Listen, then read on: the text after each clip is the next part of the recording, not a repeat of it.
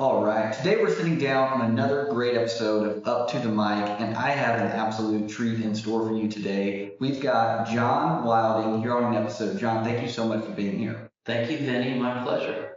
Absolutely. Well, as we're here in your beautiful home, we appreciate the invite. I want to get down into all of the stories that have brought you into the person that you are today. First and foremost, I always like to give the listeners a little bit of a sneak peek into who they were as a person growing up and how they've grown into the person and the success story that they are today. So maybe start by giving us a little bit of your background and your upbringing, and then we'll dive into some of the more topics of things you're into these days. Sure, glad to do that. I grew up in Dallas, Texas, had wonderful parents. They were much older. My father was 55 years old when I was born, and my father and his 5 brothers all served in World War II. And so I grew up in a very stable, loving home with older parents. I grew up in Dallas, Texas. I went to DISD for 9 years. And I live on Swiss Avenue in East Dallas. We're sitting in my home, which was built in 1914, so pre-World War I. And it's been delightful. After high school, immediately I went to the United States Army, and I served on active duty for a period of time, and then in the reserves for a longer period of time. And, from 17 to 29, I was in the Army. Got to go through college and grad school and law school. And I've been a corporate and securities lawyer for 23 years in Dallas. And I love transactions and entrepreneurs and, getting to a closing. As we go into what you're up to these days, you mentioned how you were in the Army and you were actually in the reserves after that, or in the military. I'm curious what the decision was like to go into something like that as a young person, and then transition maybe that story into how that, I guess, motivated you to pursue a law degree. Sure. Well, I attribute a lot to my parents. And so like I mentioned, I had older parents. And so there was, one generation removed from, the greatest era, the greatest people. And so I grew up very patriotic. I grew up, knowing that many members of my family had served wearing the uniform overseas, trying to free the world, essentially. And so when I graduated high school in 1991, that was the beginning of the Gulf War. And we hadn't been in war since Vietnam. And so there was quite a gap, and so it just happened to happen when I was in high school. My parents had no idea I was going to enlist. I came home, told them I joined the Army. They were, very surprised and very supportive. And there's no doubt that experience serving my country has made me to really appreciate what we have here. I've traveled all over the world, 5 continents, nearly 40 countries. And so I've had an opportunity to see different cultures, ways of life. I've seen systems where there is no middle class. And so, from a very early age, first of all, in boot camp, I was able to accomplish something that I never thought I could. I stretched my body and my mind beyond where I thought I could take it. And so I really consider that a huge advantage, because when I took on other things like law school, they were hard, but they were never as hard as that. And so law school was sort of God's plan, I suspect, but wasn't in my original business plan. I came back, was so blessed to go to SMU, Southern Methodist University, nicest school I'd ever seen. Had no idea that I could even in my wildest dreams ever go to SMU. And when I got there, I did my last 2 years there at night, got my undergraduate degree. And I just said, wow, this is so unbelievable. The Army helped pay for some of my school. And I just didn't want to blow it, And so I did well, took it seriously. I got a scholarship to Rutgers Law School. So I picked up my bags and went to New Jersey and lived there 3 years.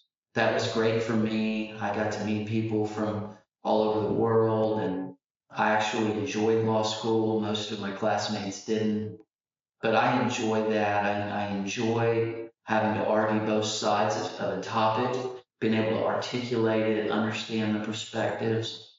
I think that we're so divided in this country now because people don't ever try to think about it from the other point of view. They don't educate themselves on the issues enough.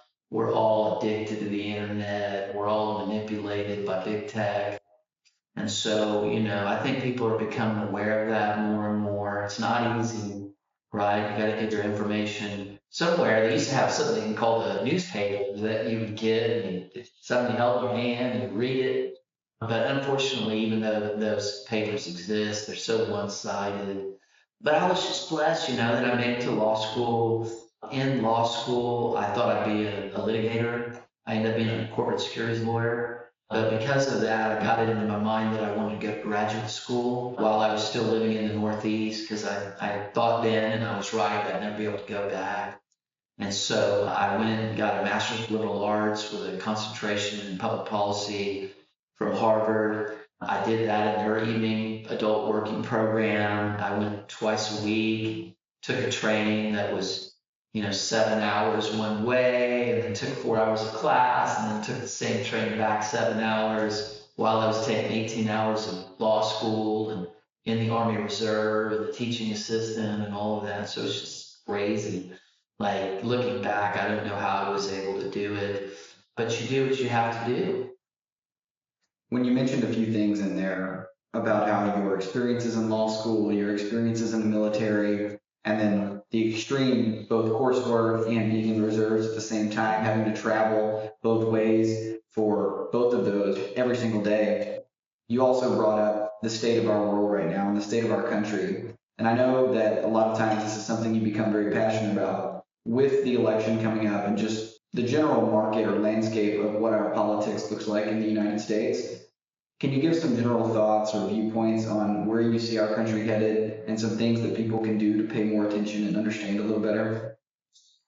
Oh man, Vinny, I'd be happy to do that. I'll tell you for full disclosure that I'm a Republican. I'm going to be voting for Donald Trump. I wasn't always a Republican. I voted for Bill Clinton twice. I voted for Barack Obama the first time. I think our country is in decline, and I think the world is suffering from it. I think of America in the modern day as being the foundation of the world, and that if the world was the brick and mortar, it's dependent on the foundation. You see just unbelievable things. They say that nearly 500,000 people have died in Russia and Ukraine just in the last 2 years. Obviously, the Middle East is a pressure cooker right now. Even as we're talking now, we could be in another war with Iran and Israel. So it's very dangerous and destabilizes the world, and our position relative to China and other leading nations is also in decline. And so, we benefit so greatly from the sacrifices that my father and his brothers and so many great American patriots put their lives on the line. My father left a 2-year-old to go to Germany in World War II. And so sacrifices are just so enormous, it's unthinkably difficult. And they did that so they could free the world, and it gave America a standing in the world for about 70 years that we don't have anymore. Other nations around the world look to American leadership, to the American military to stabilize and keep peace. And it's a mess. It's an absolute. Do you have any, I know this is a loaded question, but I'm curious what your perspective on it is when we think about not only what's going on with wars in other countries and the amount of people that are being killed, but also the state of our economy. I know you work in corporate transactions, and I want to hear all about what your day-to-day is like as a corporate transactions attorney and some of the interesting nuances of the role that you fill. But I want to know, given the last few days, as the date of this recording here, with the market kind of in limbo, with everything going on, Japanese bank, I'm curious what your thoughts are from a perspective of a corporate attorney, aside from all that we might be dealing with outside of the global stock market.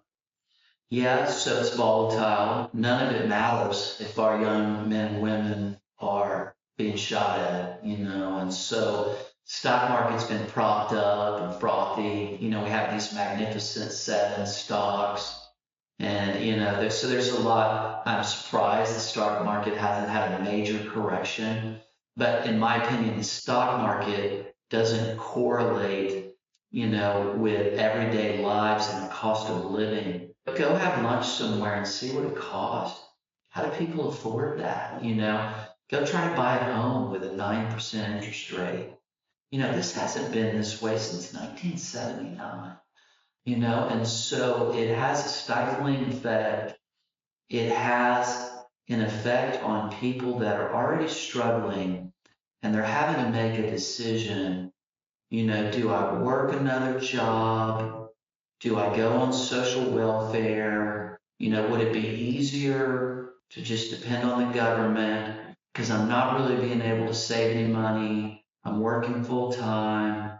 It's really tricky, but obviously the American currency is being challenged across the world. The stability of our job market and inflation and unemployment rates are something that I would really watch because inflation is clearly been tagged as a problem and it's a sort of silent killer. It's really hard to get past it. And what I'm starting to see now is unemployment tick up. And it's already a job market where people are underemployed and they're working as an Uber driver or whatnot. It's a supplement because they can't make ends meet. And so, we've got out of control spending. We've got a lot of young people that don't believe in college. We've got, the cost of an education skyrocketing. We've got the media and other forces dividing us and tearing us apart. And I'm 51 years old. I've been a lawyer for 23 years. I've worked very hard. I've done well. But wow, if I was 35, I think it'd be really tough. Well, tell me about those 23 years as an attorney. Just from listening to you speak, I think it's going to be obvious to the listeners how well versed you are in both your career and the global state of affairs that are going on in the world. Very well kept and well read. With that in mind, it's obviously taken you a long time to grow into the person you are. Over those, I think you said 23 years as an attorney, what are some lessons that you've learned? And maybe before going into that, explain a little bit more about your role as a transactions attorney. Sure. So I'm a deal lawyer. I help people buy and sell companies. I work in corporate finance. I set up investment funds. I advise boards of directors on their fiduciary duties and governance.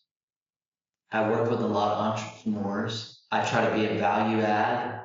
I try to be authentic in everything I do. I think that whether people like me or don't like me in my profession, I believe they respect me because I don't make statements based on whether I think it's going to be better for me in my career or in a particular audience. I just try to think about the question and answer it honestly. And that's hard. That's really hard in big corporate. It's hard in big law.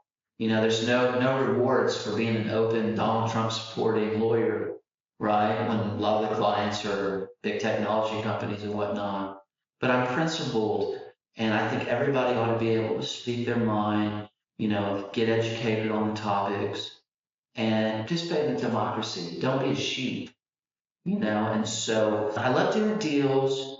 A lot of my clients are here. A lot of my clients are conservative business owners. I spent a lot of time in DC when Trump was president, and I kind of made a name up for myself for representing,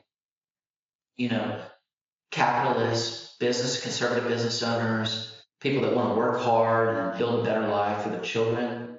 They don't want their money redistributed.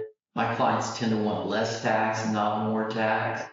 My clients tend to want things to be decided on merit. My clients want all viewpoints at universities. My clients, they're patriots. Like what a better word. That word itself has been polarized, And so I'm so proud to be a patriot. And I get to work with a lot of smart people. It's very hard to build a business. Certainly much easier to be a lawyer or be a private equity professional than to actually build a business, to do something so well that people pay you for it. And so, sometimes I work on really big deals, sometimes really small deals. Sometimes they're, in manufacturing, other times they're in technology or real estate. But I am very experienced, and so I feel like I bring a lot to the table. And I love to work with decision makers to help them build their dreams. One of the things that I know we discussed before we actually started airing the episode is a lot of the listeners of this show fall into the age range from 20 to 30, 35. Most of them early in their career, just now getting ready to begin their career, and they're looking about how they can make the connection or take the next step that will get them to a higher level of their career. With all that you've accomplished, I'm assuming that there's been some great people along the way that have helped you, or at least that you've been connected with that have led you to the next deal or the next position. What are some advice or words of wisdom that you have for those people that are fresh into their new role out of college and they're looking to find ways to get in touch with the right people? And I'm interested because you have a pretty unique way of networking with the happy hour that you host once a month. And so maybe if that's been something that's been instrumental in you being able to meet and be recognized and recognize other people, please share that. Otherwise, just any wisdom that you have for the listeners. Well, Vinny, I would start by saying, you need to find something that you love because you're probably going to have to work a long time, And so you don't always land there on the first try, right? And so you have to kind of get your footing. It's a little bit easier if you're an accountant or a lawyer, then you should go to the largest, most established firm you can, get mentored by great lawyers, and or whatever your profession is. But find people in your circle and include people in your circle at different ages. I think is very important. You'll know more about the world in 10 years than you know right now. And I know more than I knew 23 years ago, right? And so that's just life and human nature. But I know there's no substitute for hard work. Work smart, work hard, have short-term goals, long-term goals, educate yourself, have plans, have fun too. I've had a lot of fun in my life. And I've also accomplished a lot. And I think that balance, that healthy balance, is what allows you to not get burned out, to have an energy that other people want to be around, pay it forward. That's what I started a happy hour 23 years ago that I still have to this day, once a month for 23 years. And it's an open invite, and there's no sponsor speeches or name tags. My happy hour, I invented the rules.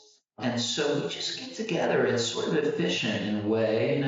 You can meet a few people, and then never come back and meet a few more. And then you're glad that there's no speeches and, pitch or anything like that.